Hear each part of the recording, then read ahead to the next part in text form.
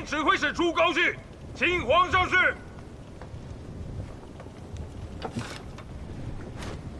先看3000营。遵旨。明公。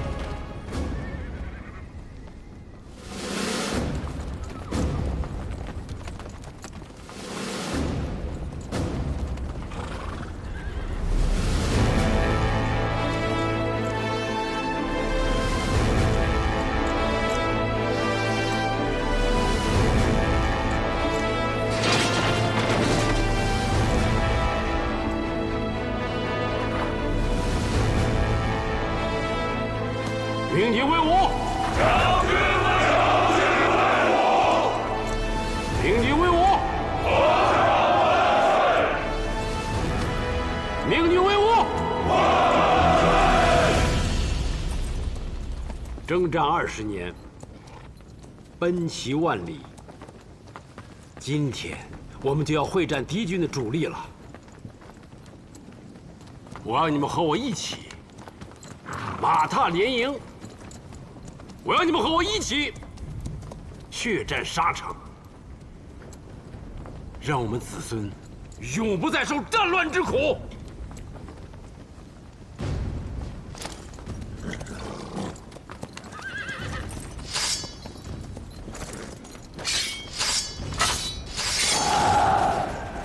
不破敌军，誓不回转；不破敌军。 誓不回转。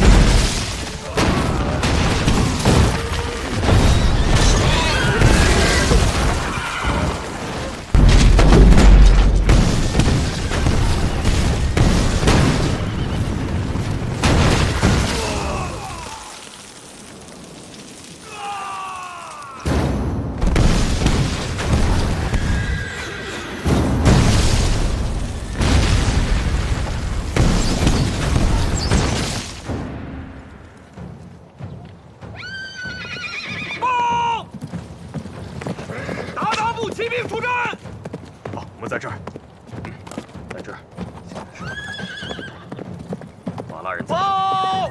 神机营已经展开，弓弩营待命。这样，还有这儿，还有这里，报抄过去。报！好，三千营左右两翼，齐兵进出。报！我军出战得手，遏制敌军攻势。长毛兵向前1000步。有令，长毛兵向前1000步。长毛兵向前1000步。你的瓦剌朋友呢？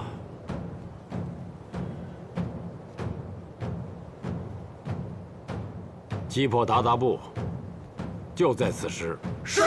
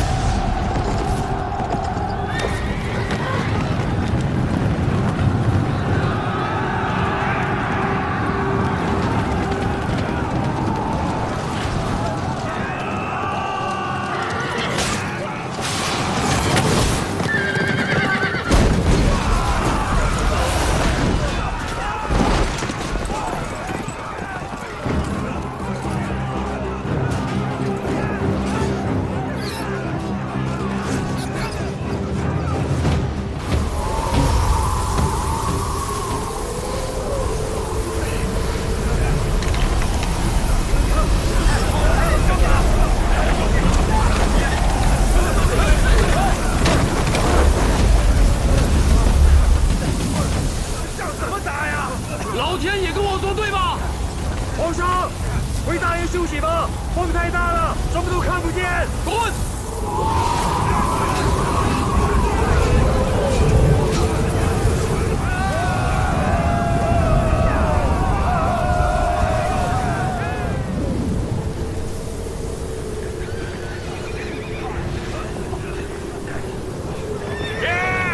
先撤兵吧，风太大了。胡说！你怕死，我上！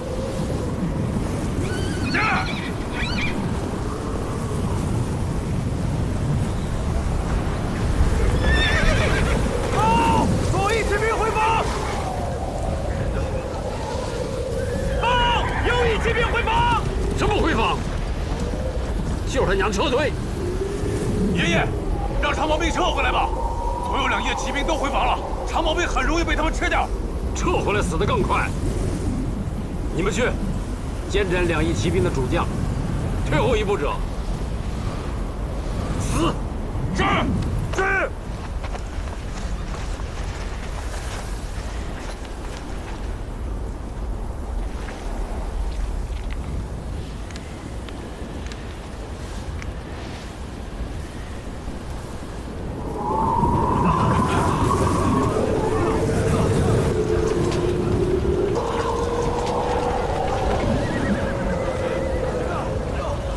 回去！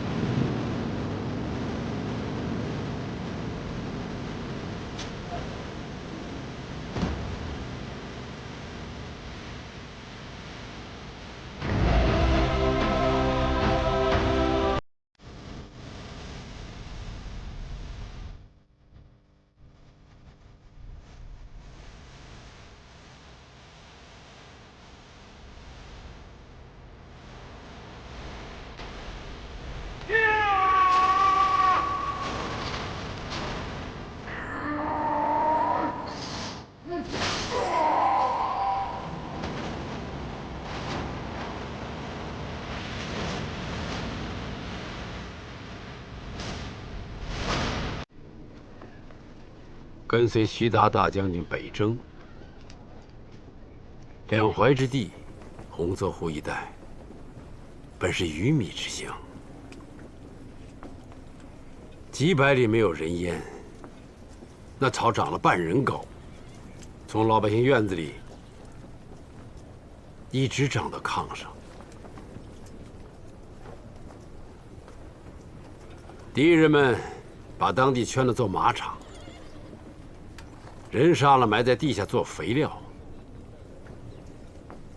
那草长得才好。我记得清楚，那是盛夏7月，当地却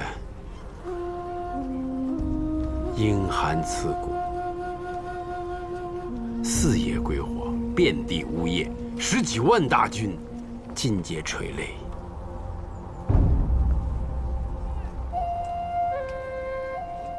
徐达大将军说，再搞10几年，我们的孩子连唐诗宋词是什么都不知道了。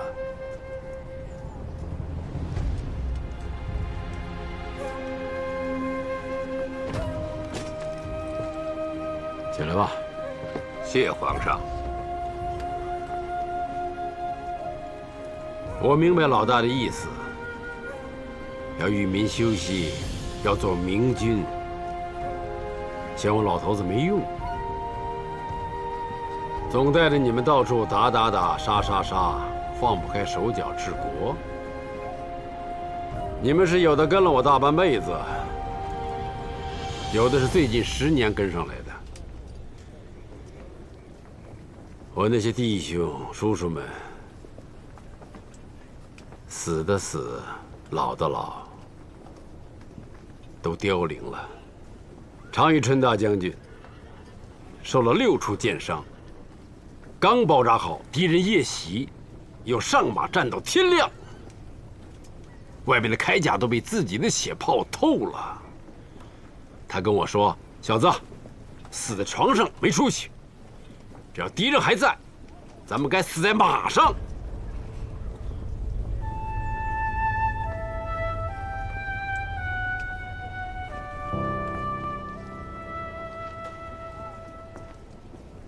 老大上折子来，说兵部没有钱，年年战争，财政赤字，高如泰山。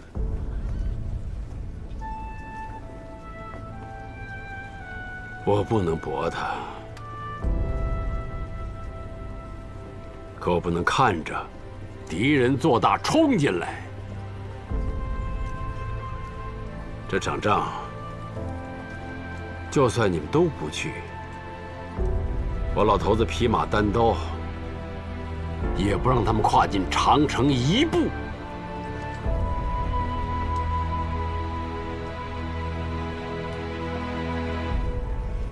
我自己去。爷爷，孙儿与你一起，愿血战报国，不让爷爷为边关操一丝的心。愿随皇上血战到底。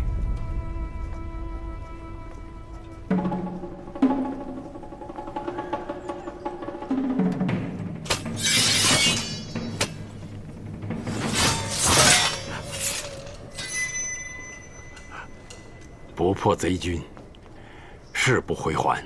不破贼军，誓不回还。慢饮。告诉太子爷，士气可用，军心所向，不可逆转。让户部重新拿方案。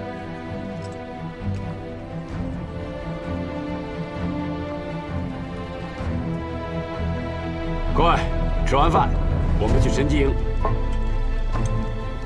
上菜，把桌子换了。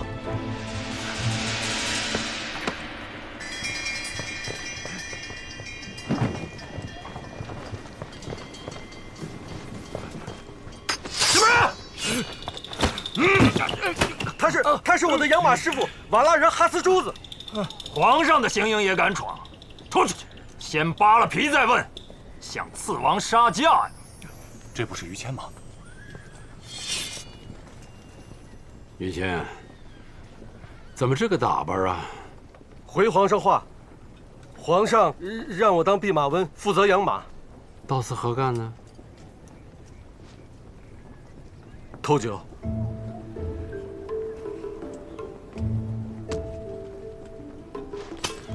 走。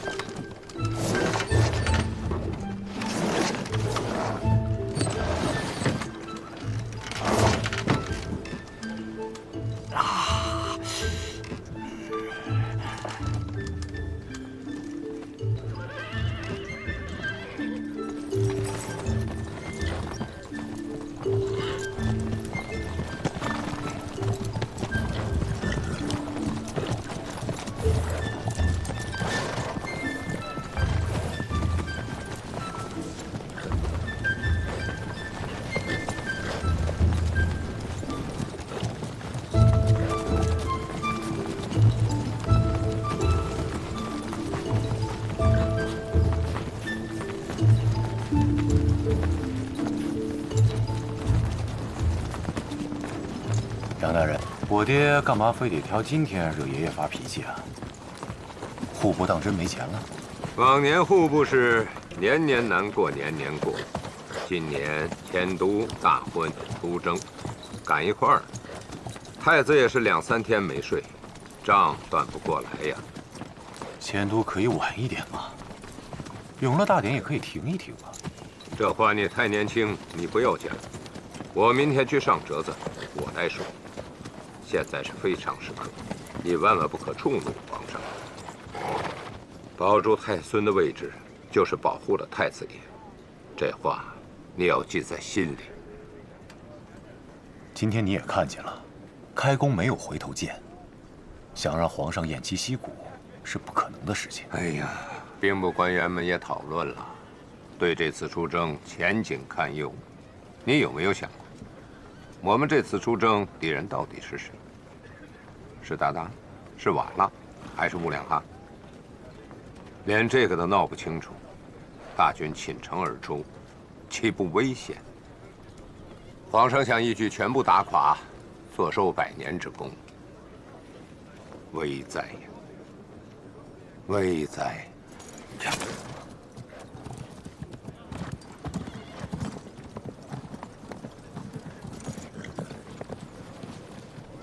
把吊着那2个人给我放下来。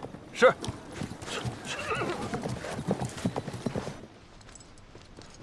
皇上圣功金安。行了行了，把你再扶起来。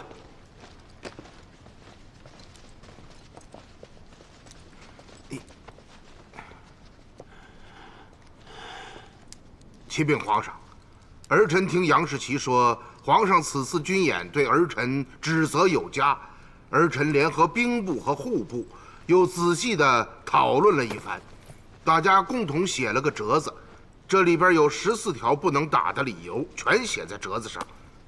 砍头充军，大家联署，我们都认，望皇上预览。大婚的折子我刚批了，是275万7000两，也太过俭省了，委屈我孙子。我看再加200万，200万。你左要迁都嘛，是不是啊？等迁都之后，好好装饰我太孙的宫殿。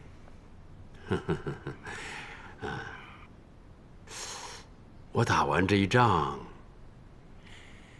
你也着手登基了，借着这个婚礼册封跟诸王诸大臣多走动，多联络，行不行？好，行完吧。皇上，大婚是私事，您就是再赏我2000万两赏银也是没用。国是国，家是家，望皇上明鉴。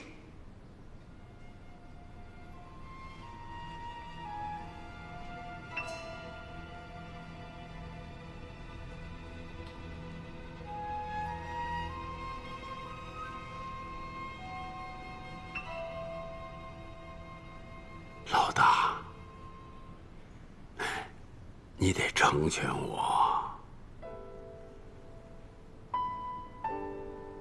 你知道，我活不了几年了。爹，全国的精锐都在您的手上，万一有什么闪失，江山倒覆，那可是灭顶之灾呀！这怎么是我成不成全您的事情呢？这其中的危险，您应该看得见啊。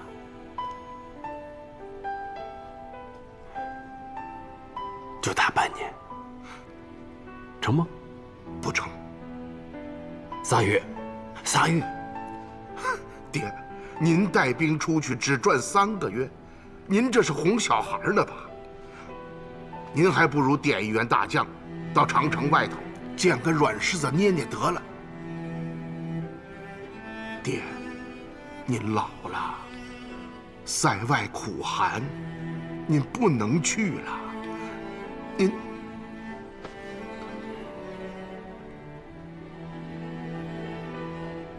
满朝文武啊，就你挑头唱反调，咒了朕打败仗，天下士气民心都在。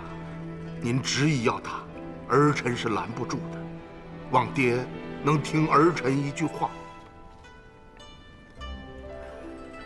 一代人做一代人的事情，您已经做了很多了。让天下休息一下吧。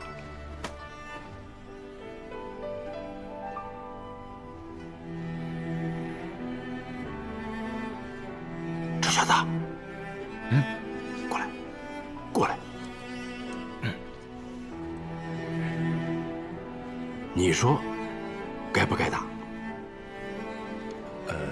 哎，你想好了？啊？想清楚再说。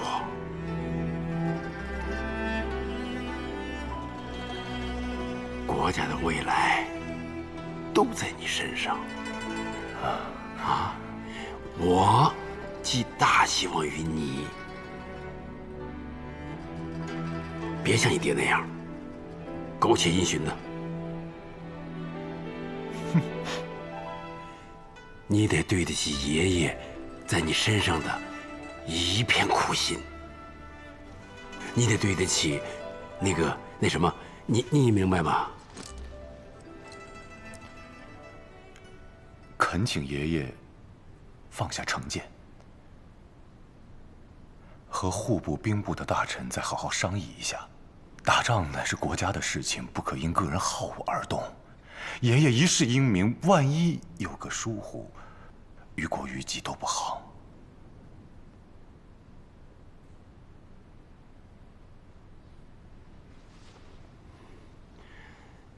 那你跟我说的话都不算了。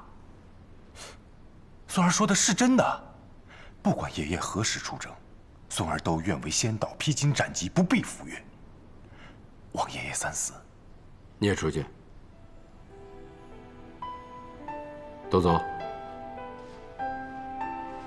哎，走。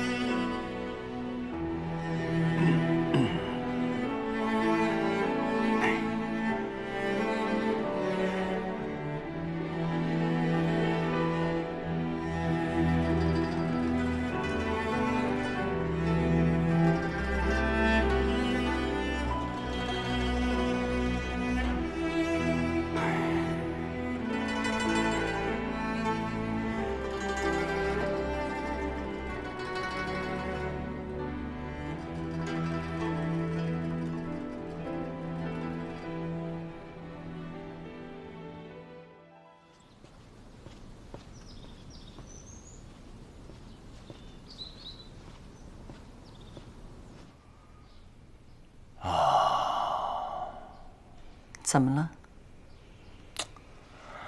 打仗的事情叫人烦心呐。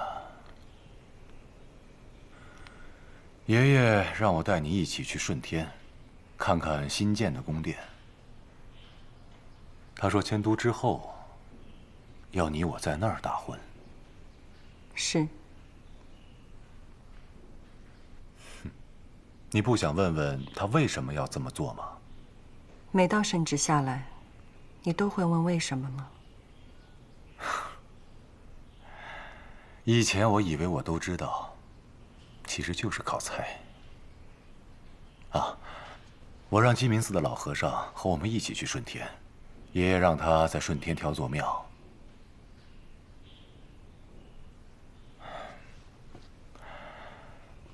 方才我见你和单祥聊得很投缘，这是好事儿。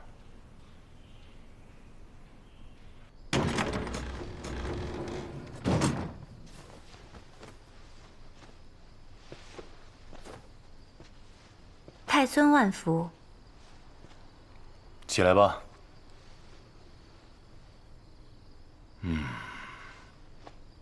自从你当上秀女，我们还没有好好说过话。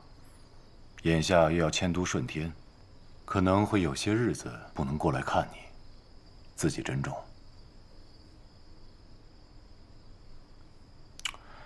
总听我娘夸起你，你要是觉得闷得慌，平日里多找我娘说说话。要珍重的是太孙。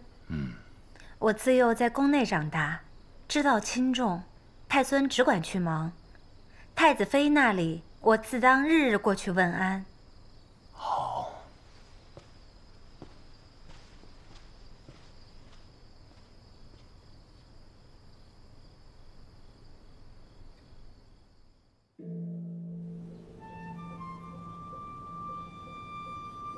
那天我骑马从甜水胡同出来，迎面碰了一个头皮刮得铁青的小沙弥，跟我说送你一顶白帽子。哎，话说那个时候我也不是小沙弥，可你倒是个愣头青的王爷。一听这话，吓得魂儿都飞了。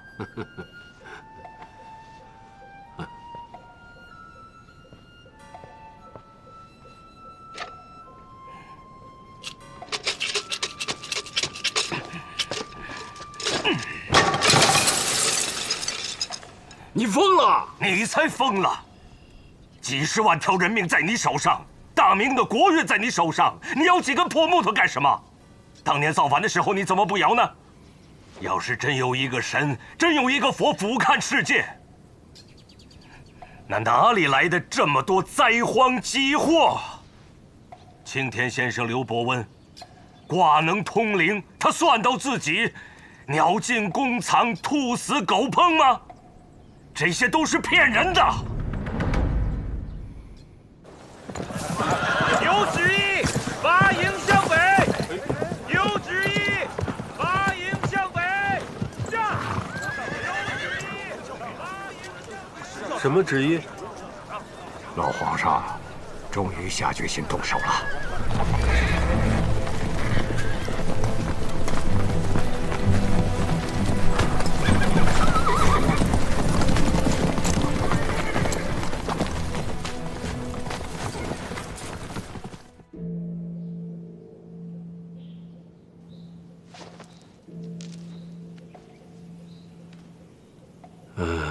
连孙子都……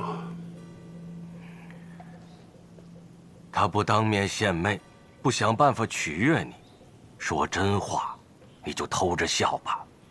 难道你非要来一个马屁精吗？我知道，你是怕死在战场上，被后人耻笑，是不是？马上天子死社稷，理所应当。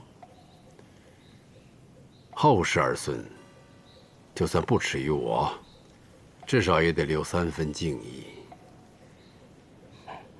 我死事小，误国事大。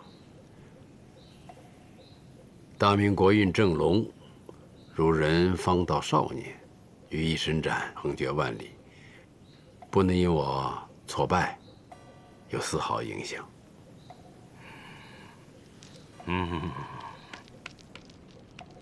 就凭你这一句，关外就可以平息。哎，就算是战死在沙场上，大明的子孙又岂能够不为你报仇呢？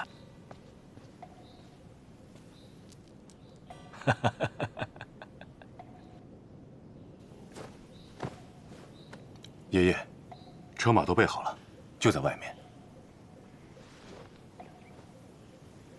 你沿途不要惊动地方官员，多看各地的民生。到了顺天看看宫殿，是不是有不合适使用的地方？给国师在昌平和房山一带修个好庙，朝廷拨钱扩建，庙的匾额我已经写好了。国师的行止由他自己定，你听命就是了。谨记爷爷的吩咐。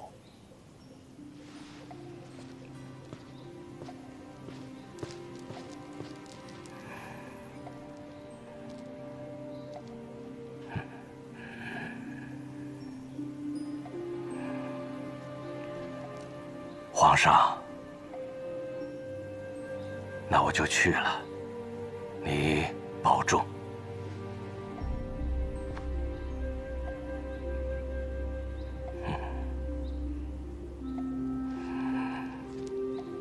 老和尚，你是上西天呢，还是下地狱呀？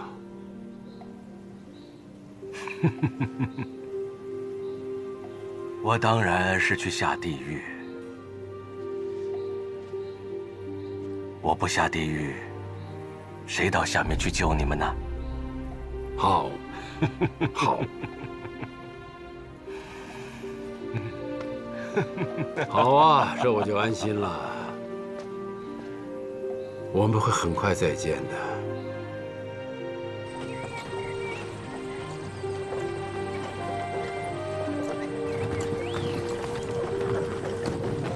哎，要不要骑马？哎呀，你们这两个闷嘴葫芦啊！老和尚，路途漫长，说点有趣的事情听听吧。好，你们想听什么呀？一人只许问一个。你为什么整天走索啊？哎，可别问这个，他每次说起来都要讲半天，反正我是不信的。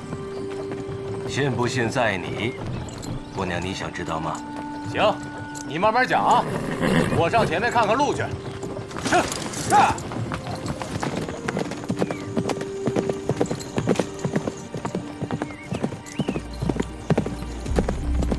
我入佛门以来，是学古天竺传过来的外道，外道也是道，只不过是通过极端的手段降服自己内心的纷乱。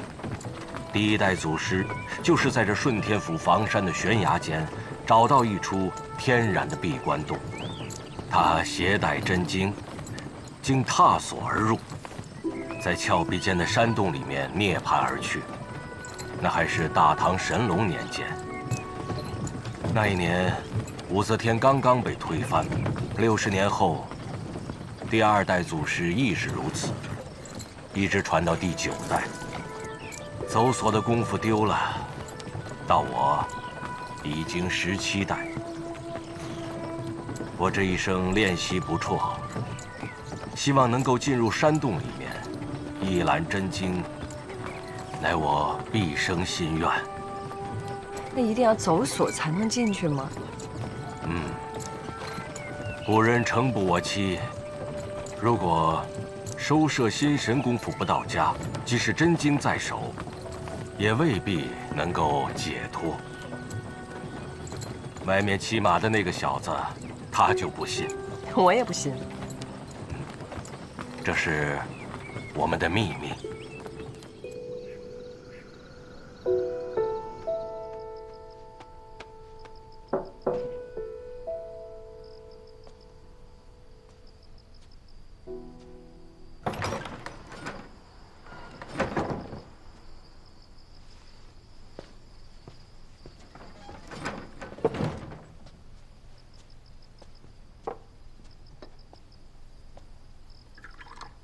喝点酒可以解乏。在这儿，你不必守宫里的规矩。好，给我也来一杯吧。好啊。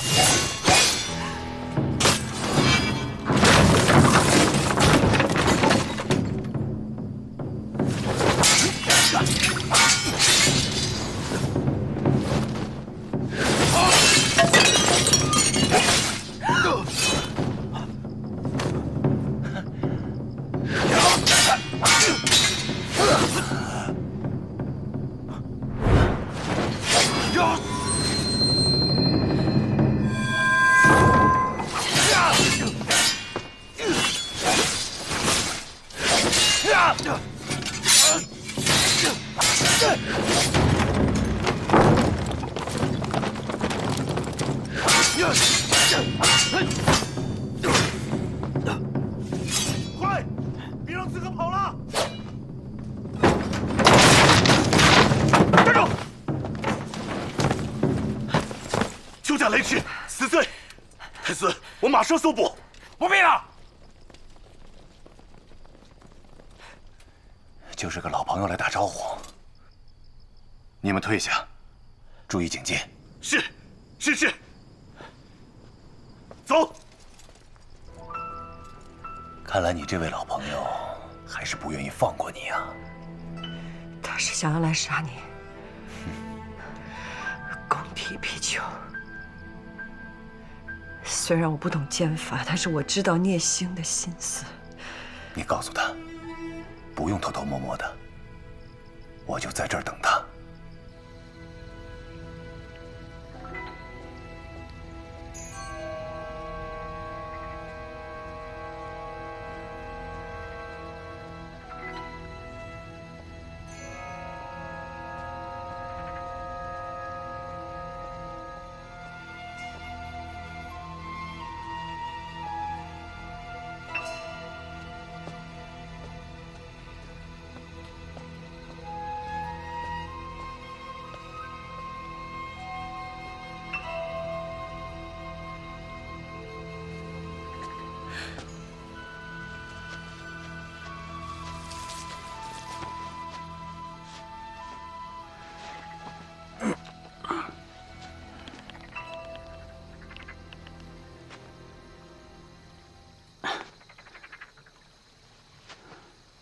这段时间朝廷的事儿很多，他心里很烦，就经常来找我喝酒。通常是一坛酒喝完，见了点儿他就回去睡觉。明天我们在河北高阳县落脚，你要杀，就杀我。一坛酒见底儿，就像今天这样，一刀就杀了我。然后能走多远，就走多远。夫妻情深。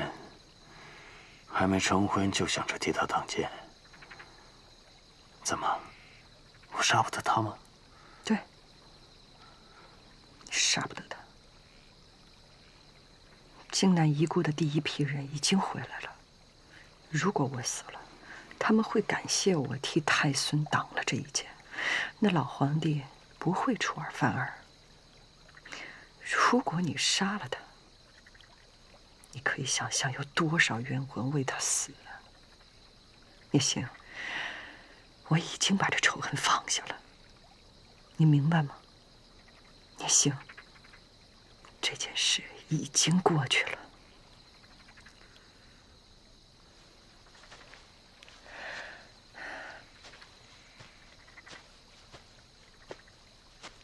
他们是贼，把这个国家偷走了。他们杀了那么多人，怕后世名声不好，所以刀下留下几个苟活的，还让我们3拜9叩3呼万岁，感激涕零。那死去的人怎么算？就这么过去了？我是受害者，我说过去才算过去。聂星，你这个软骨头，没志气。明天一大早，你的头像就会到处悬挂，还不批文，就会发到全国，你根本无处可去。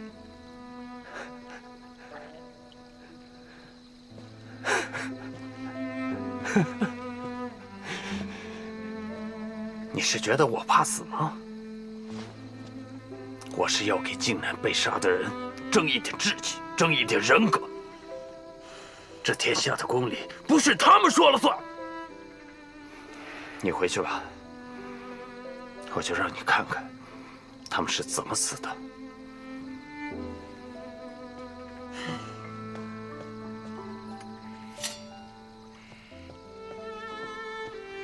若文，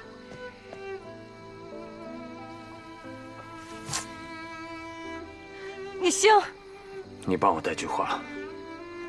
我不怕还不文书，他们朱家父子的噩梦才刚开始。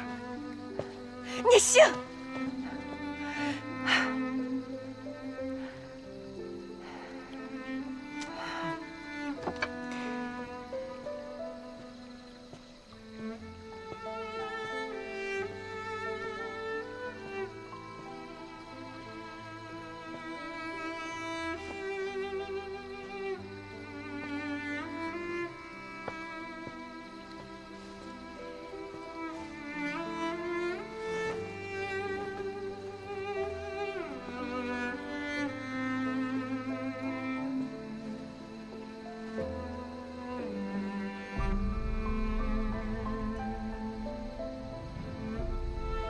一会儿回去，接着把酒喝完吧。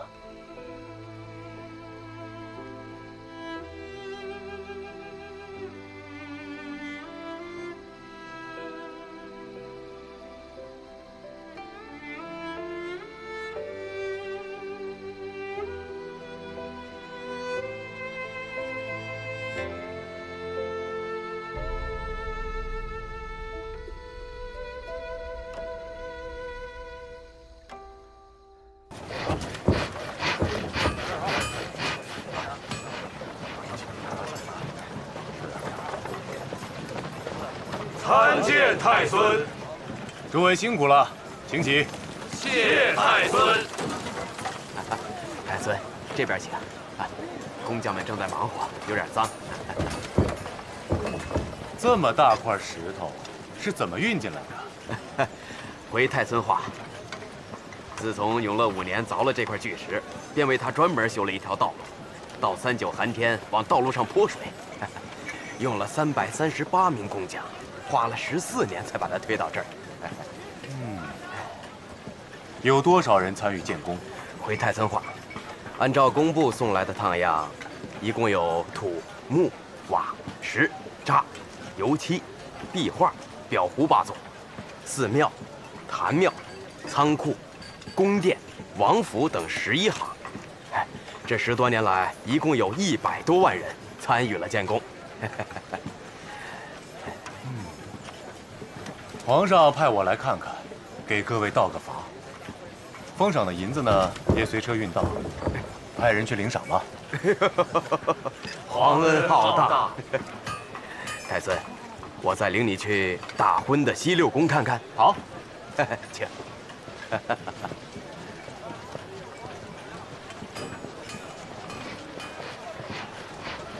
下午，国师让我陪他去房山巡查。选寺庙，我怎么不知道？这里结束以后，我跟你们一起去。他说不要你去，要不你下去问他一下。哎呀，选错寺庙也神秘兮兮的。行，我不去。太孙请。从这里走的时候还是少年，蓦然回首，真是有点忐忑不安呐。选好了寺，那你还会不会天天练走锁啊？不练了。哦，我已经让人帮我搭好了绳索，今天我就要走进去。今天走不进去呢？那无非就是粉身碎骨啊！我当年是亲眼看着我师父从锁上掉下去的。那你有把握吗？哎，你今天怎么没叫太孙来？让他来干什么？老和尚从来不干有把握的事情。你倒是比他洒脱多了。人生不过是一口气的事情。哼，打了那么多年的仗，我见过那么多死去的人，他们最大的遗憾，就是还有什么事情没有做。我不要留这种遗憾。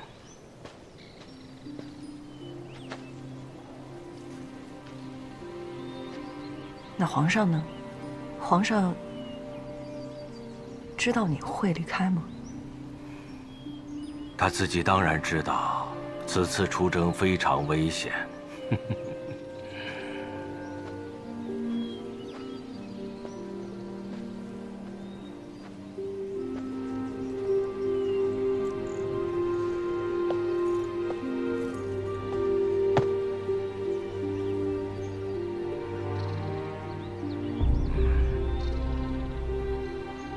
如此便好啊！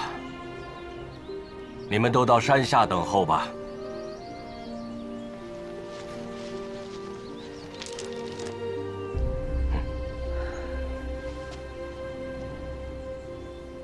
帮我一个忙。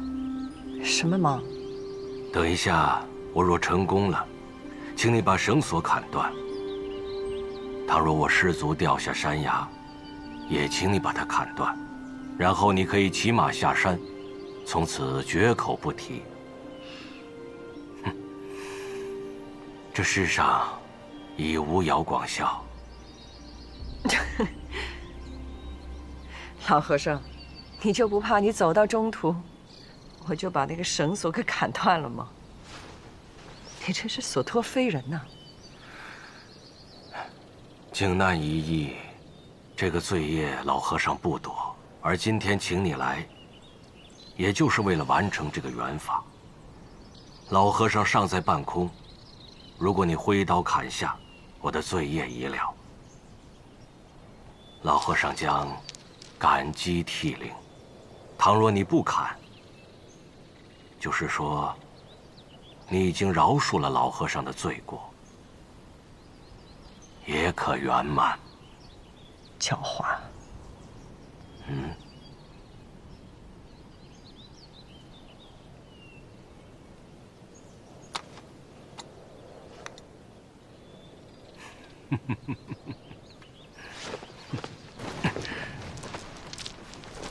老和尚，你说你走所能悟道，你都悟到了一些什么呀？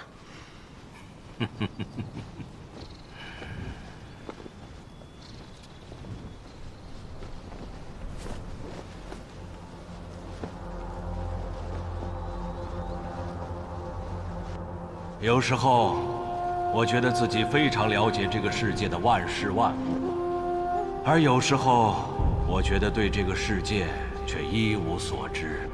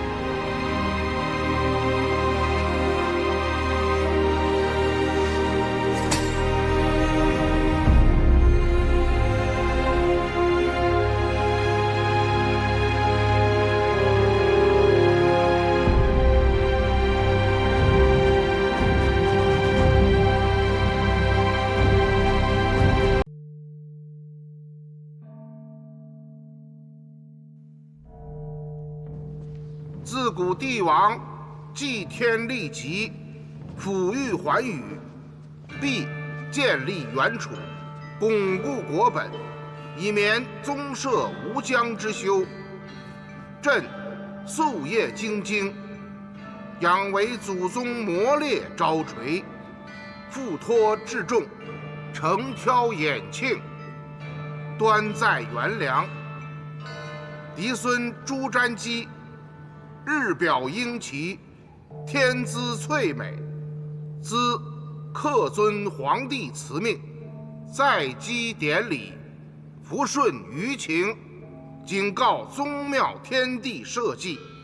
于永乐19年，授朱瞻基以册宝，立为皇太孙，以重万年之统，以系四海之心。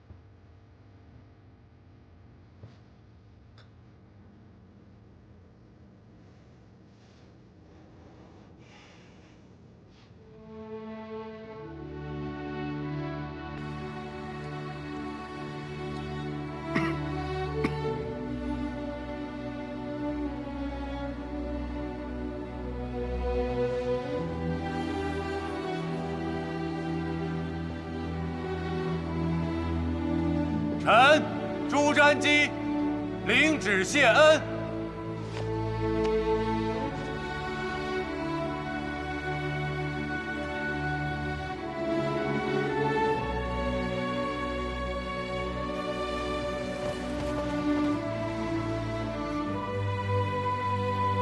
国本已定，恭贺陛下，天佑大明，千秋万代。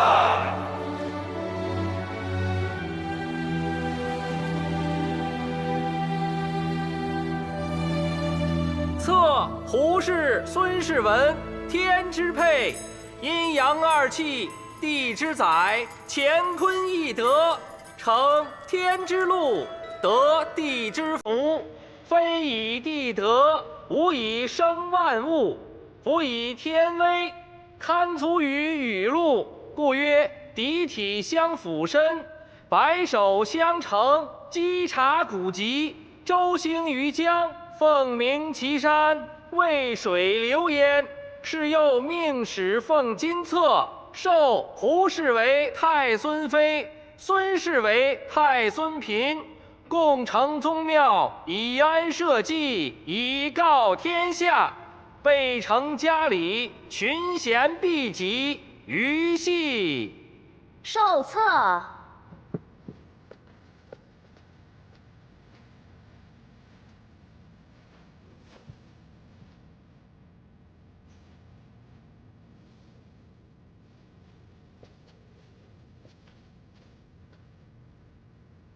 地册。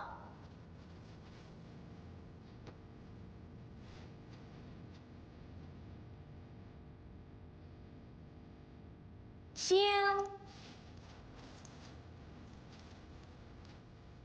福福。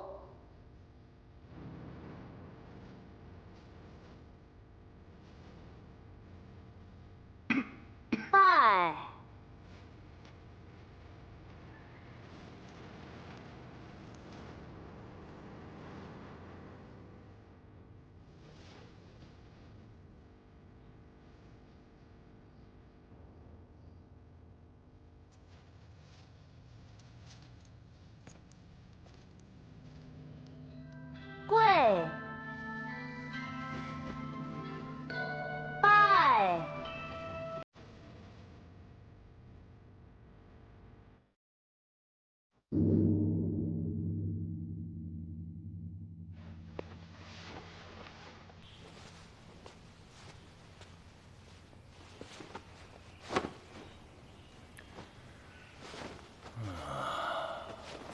出了2月2，我就该随皇上出关了。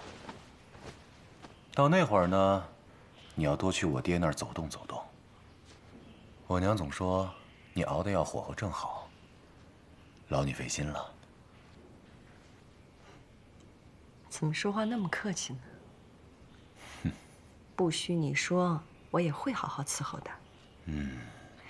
说起来，太子爷是经常客气的，总让我不好意思。我爹这人就这样。爷爷总说，我爹是阴沟里边蹦出的棉花球，宫里出了这么一个谦谦君子，爷爷怎么看都不舒服。不过呢，话说回来，论功，叫声太子爷没毛病，但私底下还是得叫爹。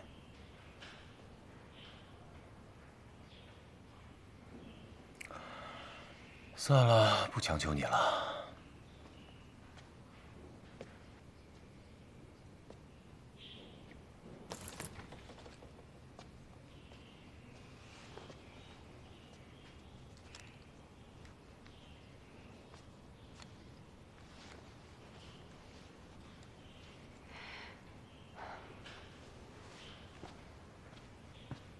我自己觉得是个不祥之人，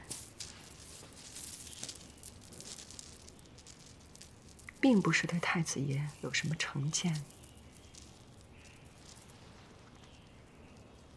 不祥。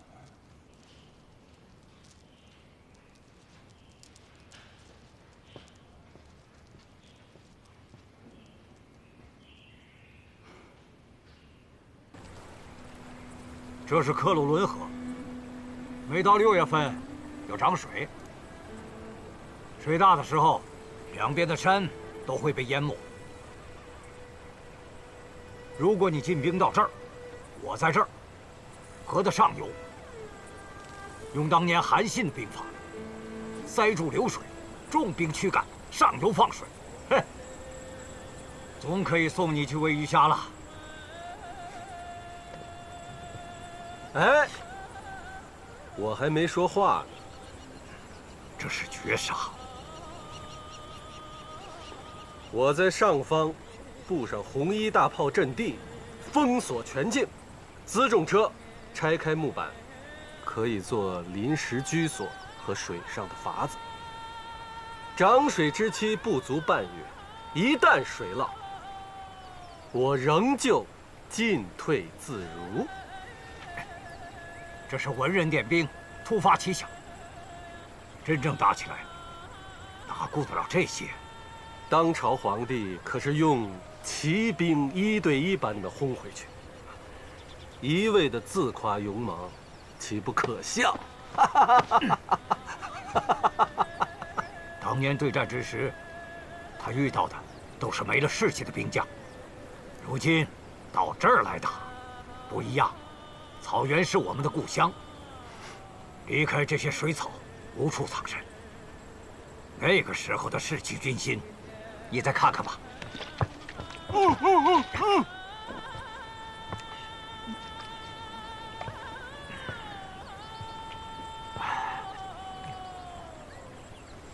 我让你少来！发营了！发营了！即刻起兵！拔营了，还不赶快上来！拔营了！拔营了！即刻起兵！快点！全军戒备，立即拔营！要骑兵不能深入塔，是军必信守静。太孙到！不必多礼，坐。马正到了吗？在，太孙请吩咐。军医官、军令官，在。皇上赐我权限，越级检查，药品、人吃的、马吃的，都备足了吗？禀太孙，根据以往的经验，4400名军医加上各类药物，足敷6个月使用。这次把3000营好的养马官都带上，马已有60人。部队开拔天气炎热，诸葛行军散、避瘟丹、止血散、风寒散、金疮药，给我调成小包。行军途中每隔10里设一站，让士兵们自取。是。调好之后拿来我看，不得敷衍了事。尤其是金疮药和止血散，战场上每伤1个人，我得分派2个人去照顾。医官做得不到位，战力会大打折扣。太孙，我这人手不够，现在还都是成品药材，要是磨成粉，分成包再发下去，还需要2个月。谁都管我要2个月的时间，这仗还打不打？一出长城必须做好。关外的气候白天炎热，夜晚阴寒，新兵根本受不了。做不到，提头来见。请太孙的是否可以把风寒散先制成包发下去？那是太医院的方子，行军打仗最是有用。准了。是。马正这边要派出一支队伍，作为先锋队，找到合适的地形扎马厩。前2次夜里炸营，早上起来几千匹战马跑得干干净净，这一次要格外小心。还有，战马夜里要加盐加料，别等我冲锋陷阵的时候，马跑不起来。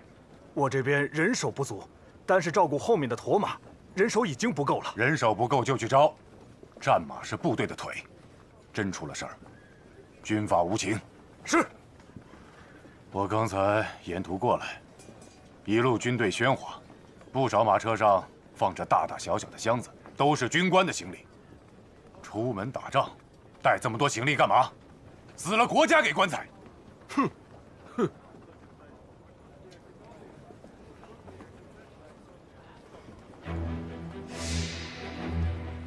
一出长城就是6个字：扎硬寨，打死仗。什么叫硬寨？寨前寨后挖3道壕沟，前壕、中壕、后壕。前壕、后壕宽4丈，深1丈；中壕深8尺，宽1丈。壕底插满竹签，不得敷衍，不得偷懒，不得侥幸，哪怕只住1晚也得挖。鹿角巨马、营车火药，给我按规矩放好，稍有闪失，我先打你军令官。是。打死仗，就是要以死相逼。两军对垒，勇者胜。扎硬寨、打死仗是我明军的风范，诸位莫忘。是。散了。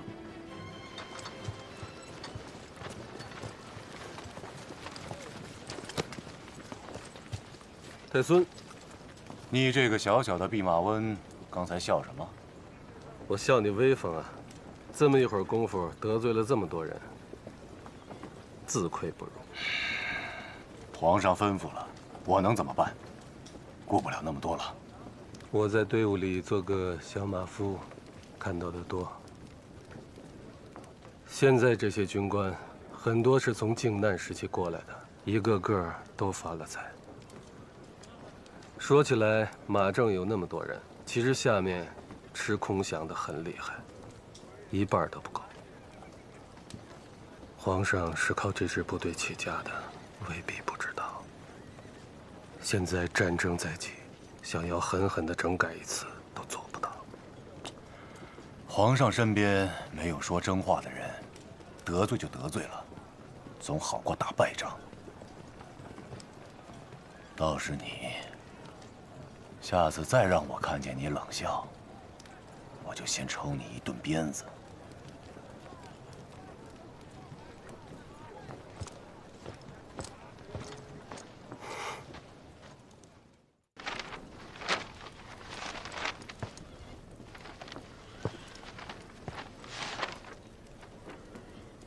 你们猜猜，他什么意思？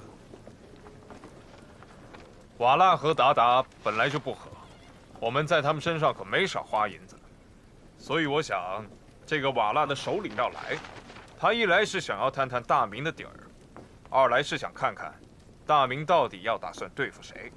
我看要不这样，我们先把他稳住，让他们配合我们灭了鞑靼，等我们回师的时候再回手收拾瓦剌。精打如意算盘。你们说怎么样？瓦剌的首领是马哈木，这个野仙是他的孙子，乳臭未干。马哈木哪敢来啊？要是被我们扣住，瓦剌部族不就一败涂地了？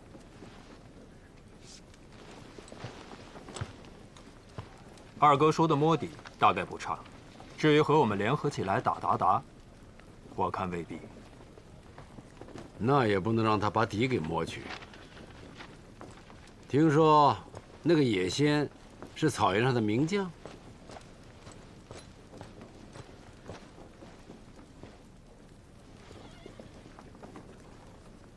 明天下午我见见那个野仙。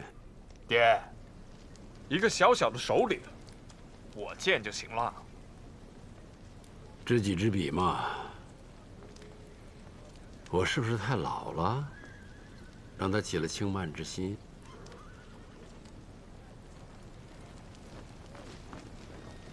哎，长得也不够英武。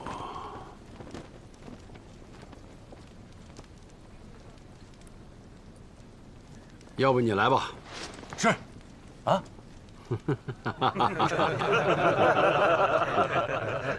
反正他也不知道永乐是谁。你呢，穿上龙袍，往这一坐，好好吓唬吓唬他。我说些什么呀？我不管你说什么，让他害怕就行。哎，你们说呢？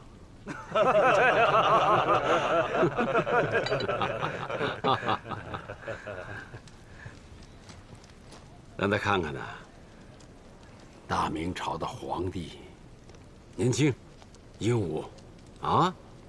到时候我就是个老兵，点完那个香，完了站在那儿伺候着皇上，啊！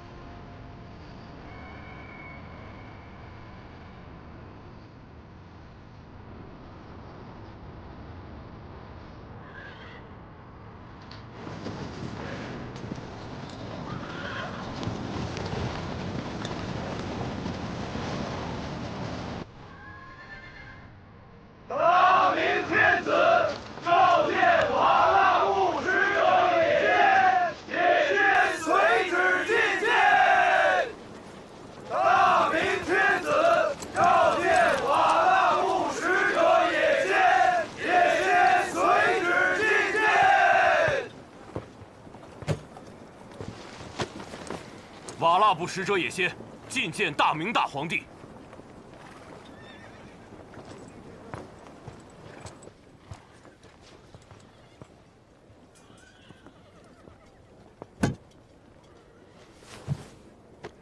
瓦剌部族问候大明大皇帝。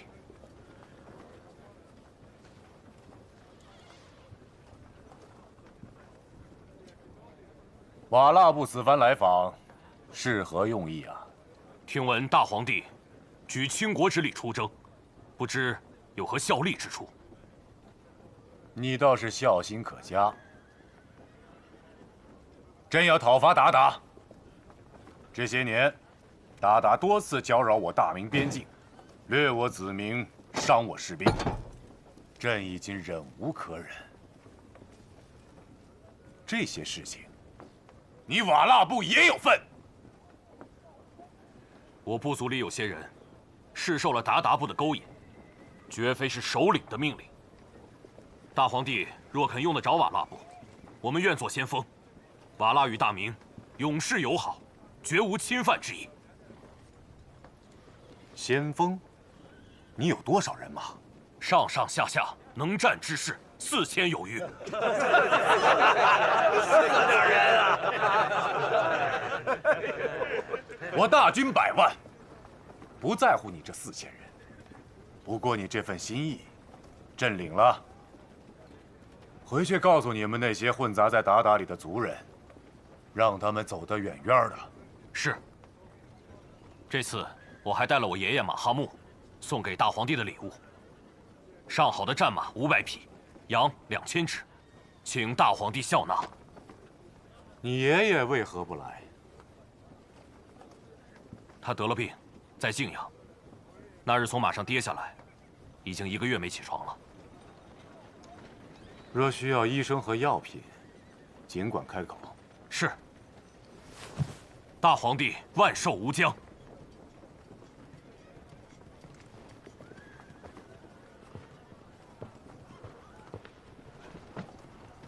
哎呀，怎么样？樊中，好好招待他们吃喝，厚赏银两，不可有一点怠慢之色。是，去吧。回来。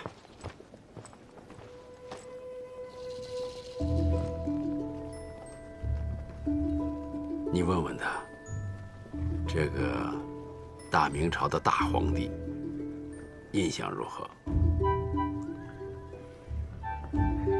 是，去吧。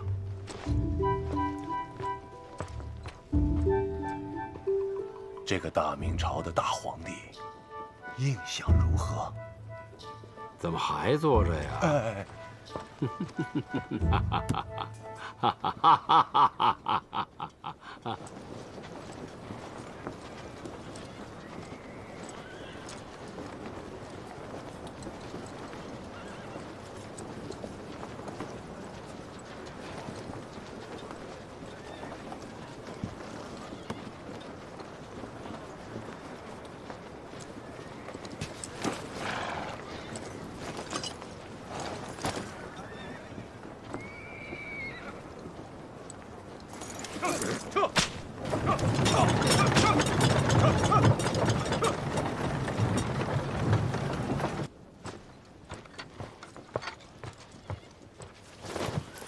皇上，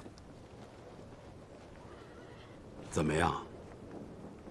他哪见过那么多银两啊？和他一起来的那些人，一边喝酒一边高喊“大皇帝万寿无疆”。我让你问的话呢？那野仙倒也有趣。他说：“大明朝皇上果然英武有为，不过旁边挎刀的那位老兵才是真英雄呢。”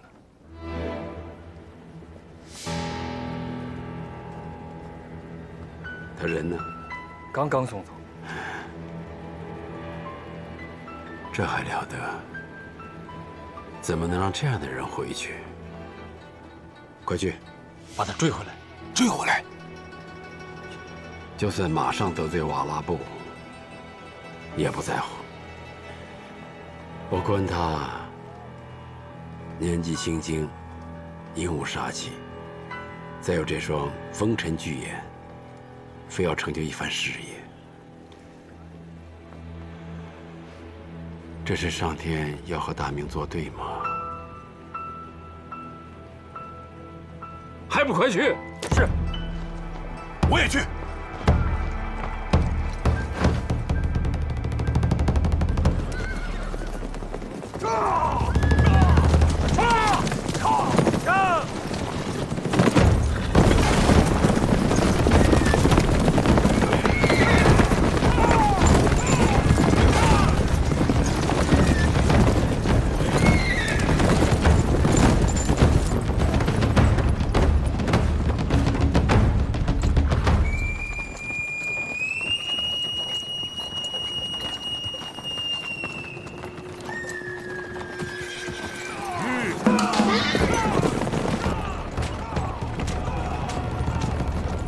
兄弟们，情况看来不妙，赶紧分散开，往下小走！快，快走！撤！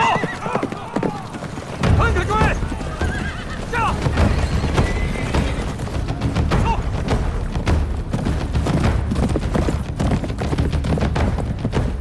下！下！撤！撤！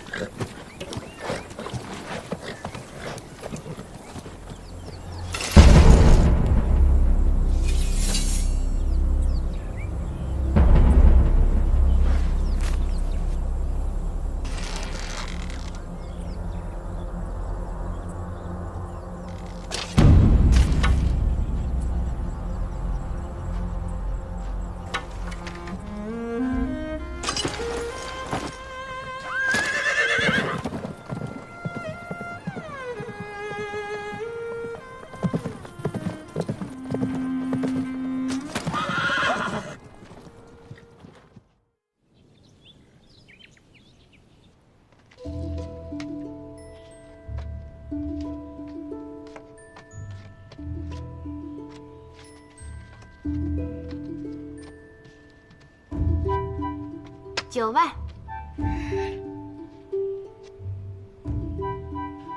没关系，随便打一张，还可以随便呢。9文，这个赔钱，这个不要，再翻。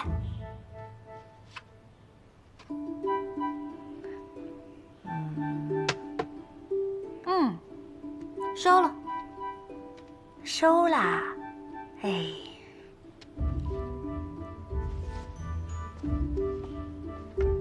听说皇上在呼兰呼士温大破鞑靼精兵，这场仗啊，照这个打法，我看很快就可以回来了。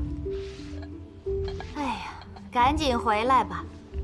阿弥陀佛了，我天天都要烧香。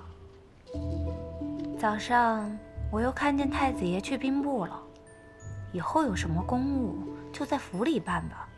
难道太子爷的玉体还比不得几个兵部官员的腿吗？看看，牌小了，就开始忧国忧民了。2万，收了，又收了。哎呀，这牌真是没法打了。金口气。哎，太子妃回回都摸至尊宝，我们左右都输，我呀也只有洗牌的份儿了。到时辰了，我得去熬药了。那可深受你了啊。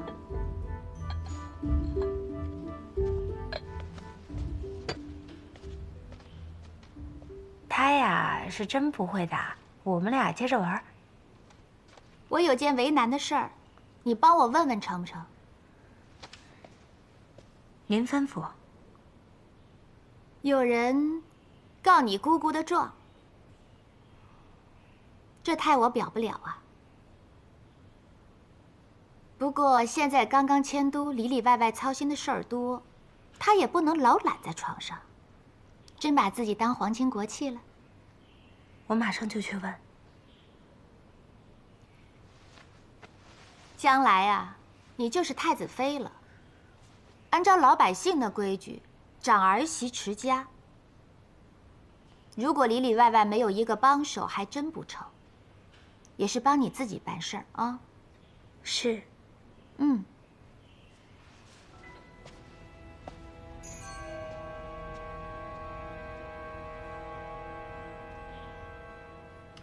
这粮草必须要送进来，这是要夜色放出的困难。已经是粮草的东西，一定要说太子爷，这件事情臣认为去吧。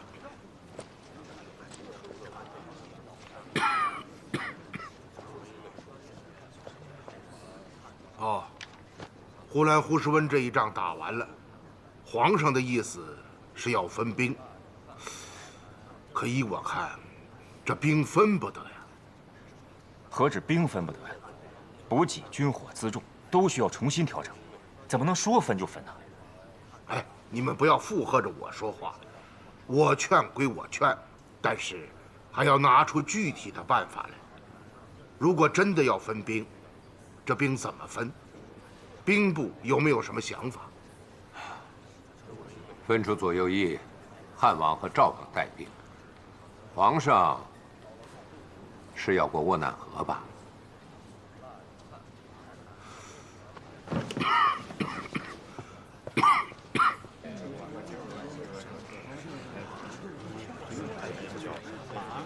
哎，沃难河这边怎么连地形地势都没有啊？自本朝以来，就没有人领兵去过沃难河以北。我们的测绘员哪里能想到皇上能走那么远？我看这兵分得好。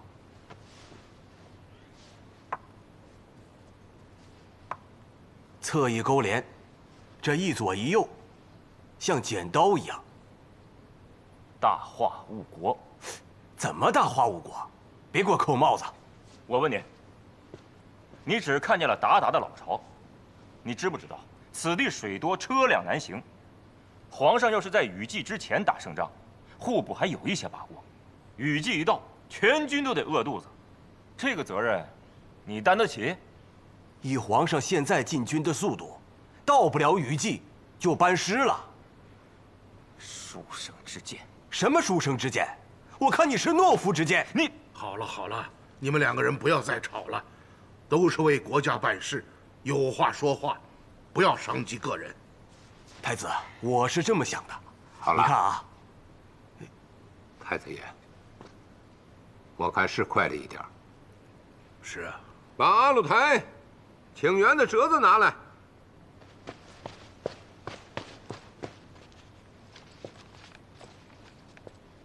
阿鲁台去年向我们请援，说是瓦剌部杀了他们的首领本亚失里，当时他们的驻地也在这个位置。可这次皇上出征，阿鲁台的驻地向后挪了500里，你们觉得他是什么意思呢？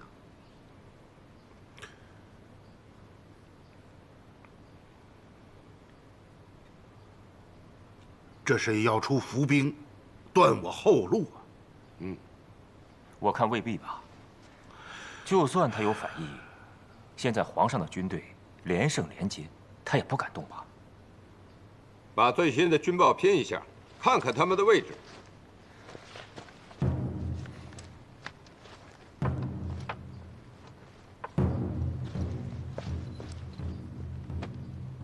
瓦剌部在斜侧，鞑靼部正面退却，木良哈在我右翼，阿鲁台守着我们的供给线。太子爷，这可是个口袋呀！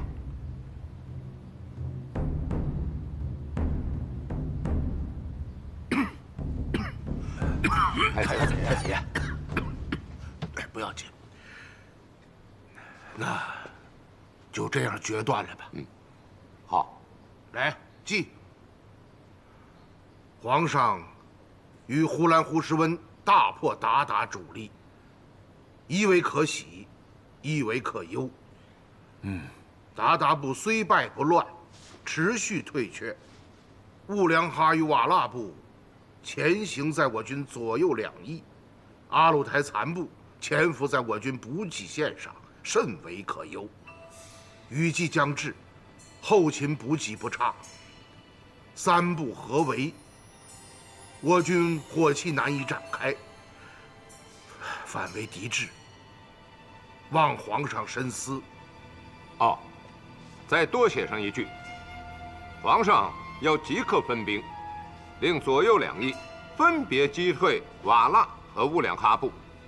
若在6月前不能大胜，当即刻撤兵。仿诸葛孔明5丈原故事，多陈疑兵，多设营帐，多挖灶眼，伺机再出。600里加急。分兵的话，得赶紧出一个方案，我带人去整理。但是现在瓦剌到底有多少兵力？我们的情报不准，他们自称有4、5千人，我们的情报是2、3万人。左右翼分兵，这兵怎么分呢？皇上有60万精兵，他统领中军，左右2翼各分10万，想吞下我们，他就是老母猪也撑死他。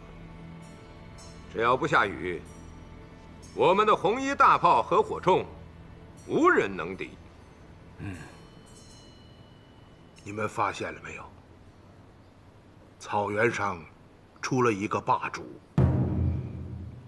各部族的行动是有统一调配的，他能够统筹全局，这才是最令人可怕的地方。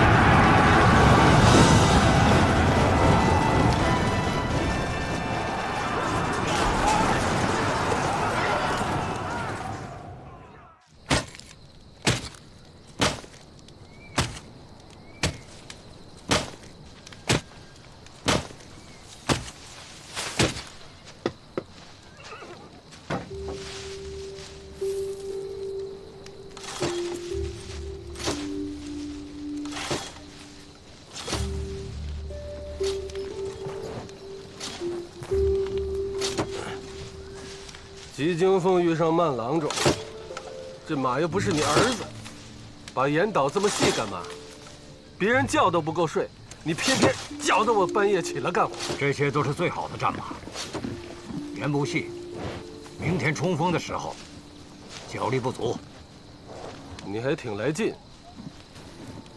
依我看，这个战法，到不了年尾，就可以班师了。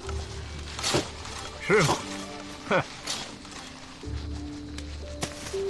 管你有千军万马，大炮一轰，火铳、排子枪扫过去，就算天兵天将也扫成马蜂窝了。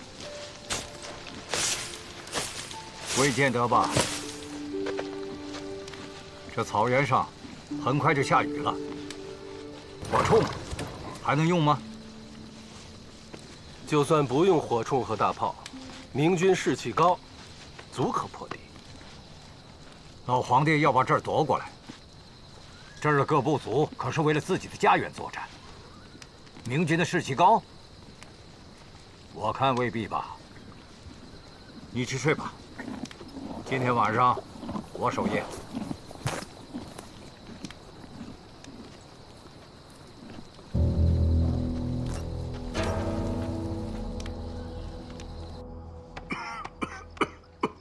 太子爷，今天太孙妃说，能不能请兵部的官员到太子府来办公？